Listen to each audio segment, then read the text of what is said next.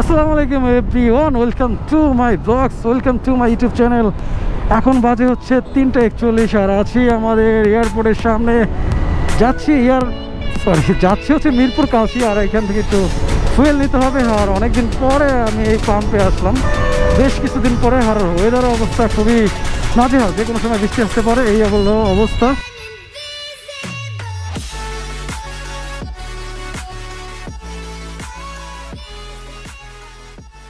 এইখানে সবসময় একটু পেরেশানের ভিতরে থাকতে হয়।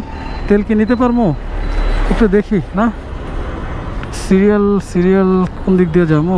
আরে অবস্থা বিশাল সিরিয়াল। এখান থেকে একটু কাজটা সেরে ফেলি। যেতে পারবো ইনশাল্লাহ। তো বাজারে চলে আসছে বাজাজ ফ্রিডম 125 অ্যান্ড ওটা হচ্ছে সিএনজি চালিত, মানে গ্যাসে চলবে অ্যান্ড ফুয়েল অকটেনেও চলবে বা পেট্রোলেও চলবে। সো ব্যাপারটা খুবই ভালো লাগছে, কিন্তু লুকসটা আমার কাছে একটু অন্যরকম লাগছে। যাদের টার্মিনাল লাগে বা অফিসিয়ালের কোনো কাজ থাকে, যাতায়াত করতে হয়, বা ইউবার চালায়, পাঠাও চালায়, কন্টিনিউ বাইক রাইড করতে হয়, তাদের জন্য ওইটা ঠিক আছে, বা তাদের প্রয়োজনে মানে হেল্প হবে, ঠিক আছে, অনেক সাশ্রয়ী হবে আর কি আশা করি। সো যেহেতু ইন্ডিয়াতে লঞ্চ হয়েছে, আমি বড় বড় ব্লগারদেরকে দেখছি বা ইউটিউবারদেরকে দেখছি রিভিউ করছে। সো ওই ক্ষেত্রে খুবই ভালো লাগছে বাইকটা আমার। আর বাংলাদেশে আসতে হয়তো বছরখানেক লেগে যেতে পারে। আর ইন্ডিয়ার প্রাইস হিসেবে করলে বাংলাদেশ হবে না। এমনিতে তো রুপির দাম বেশি, আর বাংলাদেশের টাকা থেকে রুপির মানটা ভালো বা বেশি, কিন্তু বাংলাদেশে ওই হিসাবে ব্যাড ট্যাক্স মিলে আমার মনে হয় একটু ওভার হয়ে যায় আমাদের বাংলাদেশে বাইকের দামগুলো, ঠিক আছে। তো ওই ক্ষেত্রে হিসাব করলে আর কি একটু মানে কস্টিংটা বেশি পড়ে যায় প্রত্যেকটা বাইকেই ইন্ডিয়ার সাথে যদি বাংলাদেশের তুলনা করি। এই আর কি, এই একটা মন খারাপ আমাদের সবার, বা মানতে চাই না আমরা যারা বাইকার্স আছি যে ইন্ডিয়াতে কম, বাট বাংলাদেশে ওই সব তুলনায় ডাবল দাম হয়ে যায় একটা বাইকের।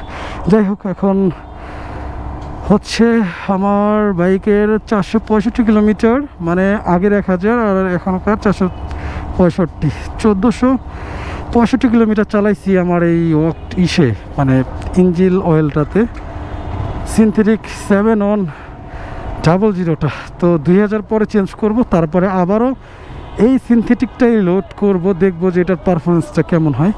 প্রথমবার নাকি টের পাওয়া যায় না যে ভালো না খারাপ, দ্বিতীয়বার নাকি ভালো বোঝা যায় যে ইঞ্জিন অয়েলটার মান কেমন বা সার্ভিসটা কেমন। সো আর একটা ভরার পরে হয়তো আমি ফাইনালি বুঝতে পারবো।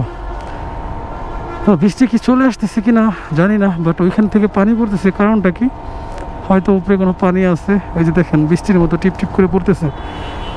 আর অকটেন বেশি টাকার ভরবো না, যেহেতু ভাই আমি মিডল ক্লাস, আর 200 টাকা লোড করব, এনাফ হবে আশা করি। এই 200 টাকা এখানে রাইখানি, আর আস্তে আস্তে সামনে আগাতে থাকি। এই এয়ারপোর্টে একটা সময় আমি যেমনি বাইক রাইড করতাম, আমার হর্নেট নিয়ে উড়া ধুরা ভাই। একবার আপনার এই খিলক্ষেতের সামনে থেকে মানে টান দিছি ওই পাশ দিয়ে, মানে এইখানে বাতাসটা খুব কম, মানে টপ স্পিডটা খুব ভালো উঠতো আর কি। এই জন্য সবসময় ট্রাই থাকতো কোথাও গেলে ব্যাক করলে এইখানে আর কি অস্থির একটা টান দিতাম। টান দেওয়ার পরে একদিনকে এসএফের সাথে রেস করলাম, আমি ডাবলে ও সিঙ্গেলে, মানে মনের ভিতরে রেস আর কি। সো ও টান দিচ্ছে অস্থির একটা টান, মানে পুরা 110-15 ভাই এই রোডে গাড়ির ভিতরে। তারপরে দেন কি হইলো, এয়ারপোর্টের যে সামনে যে চত্বরটা, তখন ফ্লাইওভার ছিল না, ফ্লাইওভারে কাজ করতেছিল আর কি, তো নিচ দিয়ে আর কি ঢুকাই দিছি আমি। আরও একটা ব্ল্যাক কালারের হাইস বেরিয়েছে এয়ারপোর্ট থেকে, আর আমি তো মিডিল পয়েন্টে ছিলাম। সো ওই ক্ষেত্রে আমি কি করলাম, মানে হাইসওয়ালা ভয় পেয়ে গেছে, 115 টান বা 10 টান সম্ভবত এরকমটাই হবে। সো অনেকটা ভয় পাইছে, উনি হার্ড ব্রেক করছে। ব্রেক করার পরে উনি অলরেডি যদি জোরে টানতে চলে যেত, আমি পিছন দিয়ে চলে যেতে পারতাম। বাট আমি যখন বুঝলাম যে ব্রেক করছে ভয়ে, তখন আমি একটা বাউলি মারছি। বাউলি মারার পরে সামনে দিয়ে আর কি বেরোয় গেছি গা। আমি যদি ওই বাউলিটা না মারতাম, না সামনে দিয়ে যদি বেরিয়ে না চলে যেতাম, তাহলে আমার ব্রেকে কাজ করতো না। মানে 100% 115-তে জমাইতে গেলে মিনিমাম 20 হাত লাগবে। ওরে ভাই, এটা কোনটা V3?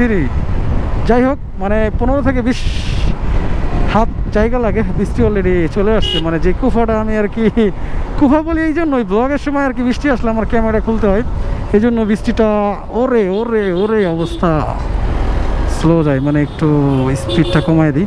সো তারপরে যেটা হয়েছে, আমি মানে ব্রেকে কাজ করতো না ওনারে, মানে একদম মিডিলে মাইরা দিয়া আমিও যাইতাম, ওনার গাড়িও যাইতো।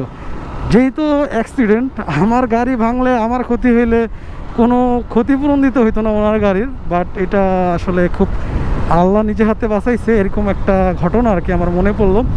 অ্যান্ড আর একদিন হয়েছে, আমি অ্যাসেপ্টার সাথে যখন আমি রেস করতে করতে আসলাম, এটা হচ্ছে একদিনের ঘটনা বললাম আর কি।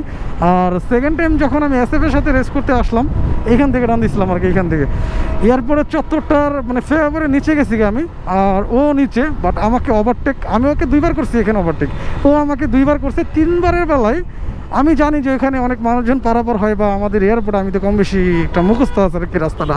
সো ওই ক্ষেত্রে আমি স্লো করলাম, আর ও আমাকে সা করে ওভারটেক করলো। ওভারটেক করার পরে একটা ট্রাকের বাম সাইড দিয়ে যাওয়ার সময় ট্রাকে না খেয়াল করার পরে বামে চাপ দিছে, অ্যান্ড বাড়ি খেয়ে পড়ে গেছে। গাড়ির হালকা পাতলা ক্ষতি হয়েছে, যে লোক ড্রাইভার ছিল ওনার হালকা পাতলা ক্ষতি হয়েছে, সুইলেটে লেগেছে। স্পিডটা অবশ্য ও কমাইছিল, যাই হোক আল্লাহ নিজে হাতে বাঁচাইছে ওকেও। বাট এই এয়ারপোর্টে কেউ রেস করেন না ভাই, এই কথাটা আমার মনে পড়ছে, সেই জন্য বললাম আর কি। এখানে অনেক সময় মানে এয়ারপোর্টে নিচে গেলে বোঝা যায় আর কি অবস্থা কি। উপরে ফুট ওভার ব্রিজ থাকা সত্ত্বেও কিন্তু এখানে মানে কেউ ফুট ওভার ব্রিজ ইউজ কম করে। আমি কি এতই বামে চলে আসছি যে আমার জ্যামে বলতে হইলো, আমি তো যাবো সোজা। আরে কথা বলতে বলতে বামে থাকতে থাকতে, মানে সেফ জোনে থাকতে থাকতে আর কি বামে রয়ে গেছিলাম আর কি।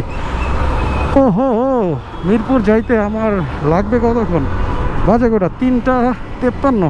হ্যাঁ 5 মিনিট লাগবে, কারণ কালশি যাইতে আমাদের ফ্লাইওভার আছে, আর আমাদের রোডঘাট, ঢাকা সিটির রোডঘাট খুব ভালো করে ফেলছে। আর এলাকাবিহীন যে রোডগুলো আছে ওইগুলোতে আর কি কাজ টাজ করতেছে, ওই হিসাবে আর কি বাংলাদেশের রোডঘাট ভালো না। বাট মেন হাইওয়েগুলো কিন্তু খুব জটিল ভাই, অস্থির। যেটা বলতেছিলাম, বাজাজ ফ্রিডম 125 বাইকটা বাংলাদেশে আসলে কাদের উপকার হবে? যারা রাইড শেয়ার করে, একটু বামে যেতে হবে রে, তারপরে যারা প্রফেশনাল বাইক চালায়, মানে অফিসে যেতেই হয়, মানে প্রতিদিন বাইকটা বের করতে হবে, তাদের জন্য সাশ্রয়ী হবে। আর আমরা যারা ইয়াং জেনারেশন আছি, মানে শখের বসে বাইক চালাই, তাদের জন্য আর কি ওই বাইকটা উপযুক্ত হবে না, কারণ ওদের লুকসের একটা ব্যাপার আছে। এইসব ব্যাপার চিন্তা করলে আর কি অনেক দিকে আর কি আমাদের পছন্দ হবে না। বাট পার্ট টাইম ইউজের জন্য হয়তো, আমরা তো ভাই এই যে শখের বসে বেরিয়েছি, 2 দিন পরে আমি বেরিয়েছি আমার একটা কাজের জন্য বেরিয়েছি, বাট যারা কন্টিনিউ চালায় তাদের জন্য ওই বাইকটা বেস্ট হবে। আর বাংলাদেশের প্রাইসটা কত হবে আল্লাহ ভালো জানে। যাই হোক, একটা নর্মাল 100 সিসির বাইক কিনতে গেলেও 1,40,000 টাকা লাগে, 30 থেকে 40, নাম টেনেস মানে নাম কাগজপাতি সহ আর কি। আর তো এটা মনে করলেন 125, আবার সিএনজি চালিত। যাক, যদি কম হয় তারপরে আশা করি 1.5 লাখের মতো হবে মনে হয়। একটা আইডিয়া করে আর কি বললাম। এটা কালশির যে ফ্লাইওভারটা, এখানে আসছি আর কি, আর সামনে এইটা পার হইলে আর কি মিরপুরে প্রবেশ করবো আর কি, আমাদের খিলক্ষেত থেকে আর কি। এই ব্রিজটার উপরে যদি কখনো মানে ফুয়েল চলে যায়, তাহলে একটা বিভ্রান্তির ভিতরে পড়তে হয়। না পাবেন একটা বোতল, না পাবেন একটা পলি। ভাই পলিতে ফুয়েল আর একটা বাইক থেকে নিয়ে দেওয়াটা আসলে ময়লা টয়লা থাকে, ভেজা লেগে যায় আর কি। একটা বোতল হইলে ভালো হয়। একদিন আমার ফার্স্ট এই বাইকটা নিয়ে এইখানে একবার, আমার আজ থেকে 7-8 মাস আগে হবে সম্ভবত, আমার ফুয়েল শেষ হয়ে যায়, আমি বুঝতে পারি না। মিনিমাম 8 থেকে 10টা বাইক আসছে, দাঁড়া করাইছি, কেউ ভাই দাঁড়ায় নাই।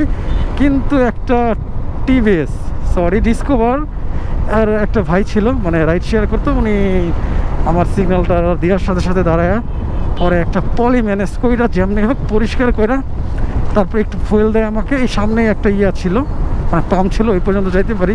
পরে ভাইরে বললাম, ভাই আমি তো অনেক খুশি আপনার ব্যবহারে বা আপনার হেল্পটাতে, সো আপনার আমি 100 টাকা তেল ভরা দিই।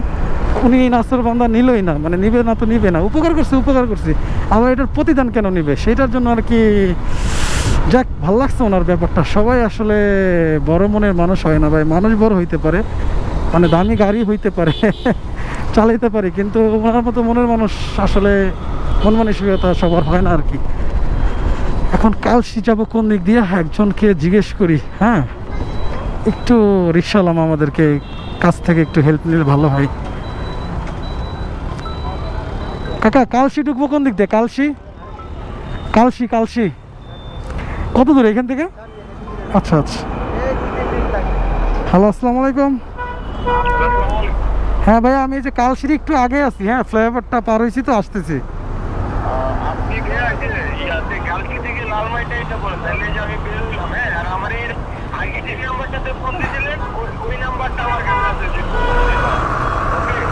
কোন লাস্ট নাম্বার কত ভাইয়া? লাস্ট নাম্বারটা কত বললেন? লাস্টে 01। আমি ওই যে কালশি থেকে লালমাটিতে যাবো, এই তো? আচ্ছা আচ্ছা, ওকে ভাই, আসতেছি। ওকে ওকে, রাখি। এই হলো অবস্থা। একটু সামনে না কাকা? আচ্ছা, ওকে। এখানে আমি দাঁড়াইছি। আমি দাঁড়ানোর পরে পিছনে একটা প্রাইভেট কার অনেক হরেন দিতেছে। ওনারও যাওয়ার দরকার, বাট আমি তো জায়গা চিনি না দেখে দাঁড়াইছি। যাই হোক, ওরে GSX রে, কবে কিনবো এটা? আসলে এই বাইকটা আমার কাছে অনেক ভালো লাগে, কিন্তু আমি একটু মানে হাইট হচ্ছে 5 ফিট 8 আর ওয়েট হচ্ছে 90 কেজির মতো। এই জন্য আর কি মানে একটু একটু হালকা মোটা, সেটা তো আমি এই জন্য আর কি GSX-টা অনেক চিকন হয়ে যায় আমার জন্য। মানে V3 বা M আমার অনেক ভালো মানাবে, আমাকে অনেকেই বলছে। এই জন্য এই বাইকটা আর কি প্রতি অতটা আকর্ষণ কম আমার আর কি, কিন্তু বেটার একটা বাইক। মিরপুরের এই লুকটা আমারে মুগ্ধ করে প্রতিবারের মতোই, আর অনেক ভালো লাগে। সো এই জন্য ক্যামেরাটা আবার ওপেন করলাম। অস্থির ভিউ ভাই। এই না হচ্ছে রাজধানী। রাজধানীর এই ব্যাপারটা দেখলে মানে আর কি অস্থির লাগে।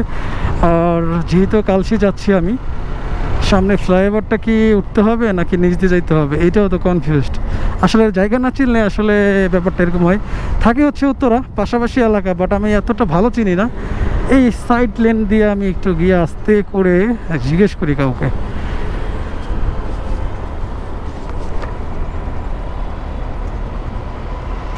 ওরে, উনি আমার সিগন্যাল বুঝতে পারে নাই।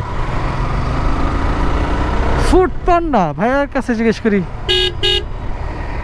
ভাই, ভাই, কালশি যাইতে হলে কি ফ্লাইওভারে উঠতে হবে নাকি নিচে? কালশি কালশি কালশি এই যে নিচ দিয়ে যেতে হবে না? আচ্ছা, ফ্লাইওভার দিয়ে যাই তাহলে। ওকে, ধন্যবাদ ভাই। আরে ভাই, এর আগে আরো 4-5 বার আসছি, বাট দেখেন আমি কিন্তু চিনি না। মানে আমি এই লোকেশনগুলো মনে রাখতে পারি না। নিচ দিয়েও যাইতে পারবো, উপরে দিয়েও যাইতে পারবো। সো ফ্লাইওভার দিয়ে যাই। তো এখানে লেখাও ছিল কালশি। আচ্ছা, যাই হোক, আর জিজ্ঞেস করলে কনফার্ম হলে ব্যাপারটা ভালো হয়, যেহেতু চিনি না আর কি। আর এই ওভারটেকিং নিষেধ এখানে, তারপরে সবাই ওভারটেক করতেছে। আমি ভদ্র রাইডার বলতেছি না, বাট মাঝে মাঝে একটু ভদ্র সাজি আর কি।